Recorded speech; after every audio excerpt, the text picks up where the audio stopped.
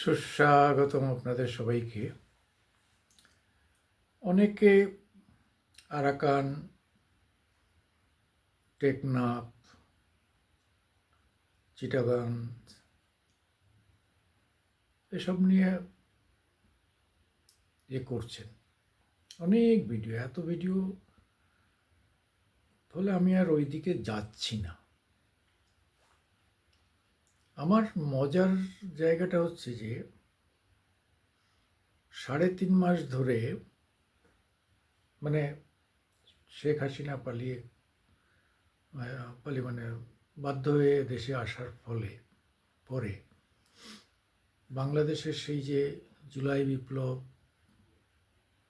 এসব নিয়ে একটা চর্চা হচ্ছিল, বাংলাদেশ ভারতকে আক্রমণ করবে। এই ওখানকার সব 1.5 ফুটিয়া জেনারেলরা পর্যন্ত, সেনাবাহিনীর রিটায়ার্ড পার্সনরা পর্যন্ত বলছে যে আমরা 4 দিনে কলকাতা দখল করে নেব। এই যে খেলাটা, তর্ক বিতর্ক হঠাৎ করে ঘুরে গেল। অর্থাৎ বাংলাদেশ ভারত যুদ্ধের চর্চাটা, মানে চর্চার কথা বলছি, এর বেশি তো কিছু আর হবে না।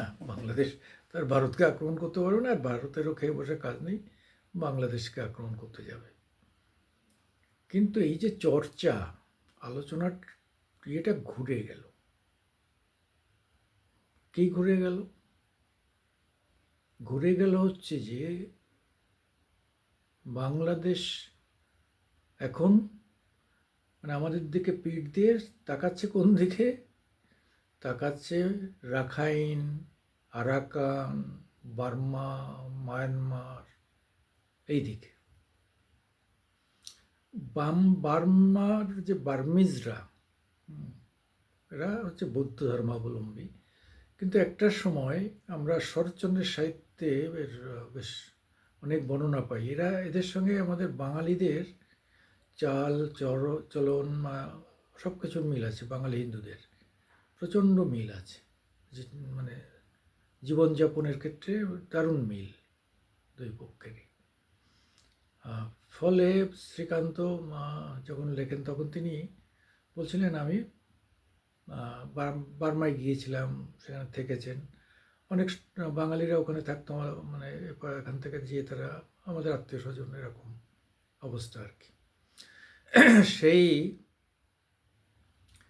বার্মিজদের পরে নাম মায়ানমার হলো। বার্মা থেকে মানে মায়ানমার হলো কেন আমাদের মাথায় আসে না এসব নিয়ে। যাই হোক, সেই থেকে এটা মিয়ানমার বা মায়ানমার। এবং এখানে অনেক ধরনের জাতি আছে, অর্থাৎ বৌদ্ধ বেশি, এবার মুসলিম, বিশেষত হচ্ছে রোহিঙ্গা এরা আছে, আরাকান উপজাতি আছে, হ্যাঁ, এরকম রয়েছে। রাখাইন বলে একটা প্রদেশ আছে যার অধিকাংশই মুসলিম, এবং এই মুসলিম কারা আমাদের চিটাগাং, কক্সবাজার, টেকনাফ দিয়ে যারা ওখানে একটা সময় কাজ করতে যেত, লেবারের জন্য ওপারে যেত, সেই বা টুকটাক বিজনেসের জন্য ওপারে যেত, সেই মানে মুসলিমরা ওখানে থেকে ওখানে বার্মিজদের বিয়ে থা করে টোরে ওইখানে সব ঘর সংসার করতে করতে করতে করতে ওখানেও তাদের একটা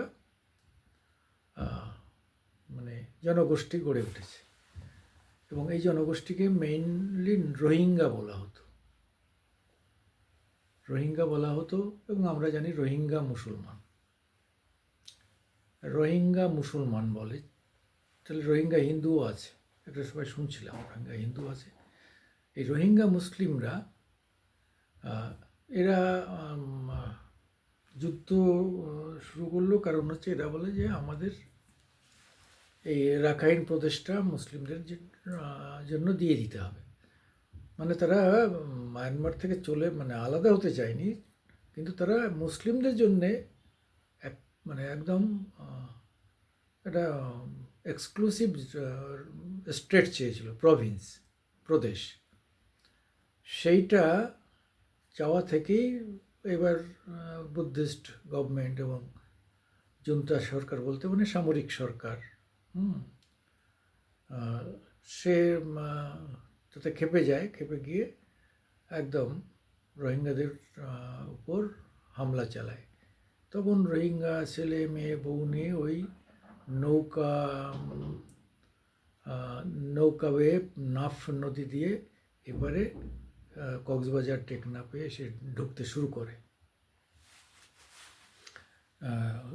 শোনা গেছে যে বহু মানে নৌকা ভর্তি করে পালিয়ে আসছে, সেই নৌকা গুলি করে ভর্তি করে সেই ডুবিয়ে মেরে দেওয়া হয়েছে বহু পরিবারকে। এরকম নৃশংসতা ঘটেছে, এ ব্যাপারে কোনো সন্দেহ নেই। ভয়ঙ্কর নৃশংসতা ঘটেছে, বৌদ্ধরাই করেছে এই মুসলিমদের উপর। ফলে বাংলাদেশ মুসলিম রাষ্ট্র হিসাবে তাকে হাসিনা সরকার তাকে বাধ্য হয়েছে ঠাঁই দিতে, কারণ তা না হলে আবার ওখানকার মুসলিম সেন্টিমেন্ট আবার বিরুদ্ধে চলে যাবে। এবং কিছু লোক আমাদের দিল্লিতে ঢুকে গেল, ওদিকে কাশ্মীরে ঢুকেছিল, কাশ্মীর থেকে দিল্লিতে চলে গেল। আমাদের ওয়েস্ট বেঙ্গলেও কিছু লোক ঢুকেছিল। তারা বারুইপুরেও রোহিঙ্গারা একটা গ্রাম করে ফেলেছিল। সে হুসেন বলে এক ভদ্রলোক, সে তার নিজের এবং সরকারি জায়গা মিলিয়ে একটা বিরাট জায়গা দিয়ে, এটা যেহেতু মুসলিম রোহিঙ্গারা মুসলিম, সেই জন্য তিনি একটা গ্রাম করে দিয়ে গেছিলেন। আমরা তখন আমি হিন্দুস্তান টাইমসে এবং আকার বাংলায় প্রচুর খবর করি এটা নিয়ে। আমি স্পটে গিয়েছি, দেখেছি, রোহিঙ্গাদের সঙ্গে কথা বলেছি। ওরা ভালো বাংলা বলতে পারে না, মোটামুটি ভাবে বোঝে।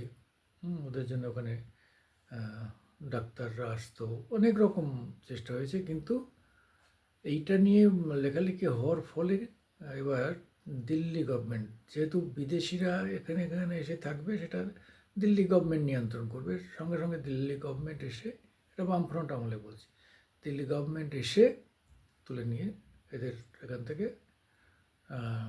এরা সরে যেতে বাধ্য হয়। শোনা যায় যে এরা কাশ্মীরের দিকে চলে যায়। প্রথমে কিছু যায় দিল্লিতে, আর কিছু কাশ্মীরের দিকে চলে যায়, এবং কাশ্মীরে এখনও আছে। ফারুক আবদুল্লার ছেলে, বর্তমানে যিনি মুখ্যমন্ত্রী, ওমর আবদুল্লাহ কিন্তু সপ্তাহখানেক আগে কি তার একটু আগে তার একটা বক্তব্য শুনছিলাম। তিনি বলছেন যে রোহিঙ্গারা আসলে তো আমরা ঠাঁই দেবই, যেহেতু ওরা মুসলমান, কাজে আমরা তো মুসলমানদের জন্যে ঠাঁই দেবই, একদম খোলাখুলি সে এই ভাষাই বলেছে। ফলে ধরে নেওয়া যেতে পারে যে ওখানেও রোহিঙ্গারা আবার ঢুকবে, কেন ইতিমধ্যে ৮০,০০০ রোহিঙ্গা ওপার থেকে পার হয়ে বাংলাদেশে এসে ঢুকে পড়েছে। এইবার তাদের কি খাওয়াবে, তাদের খাদ্য দেবে কোথার থেকে?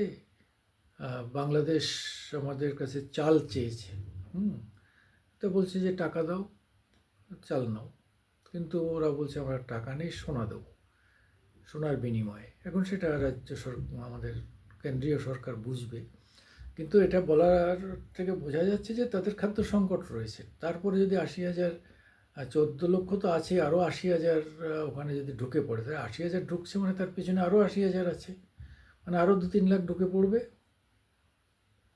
তাহলে বাংলাদেশের অবস্থাটা কী হবে?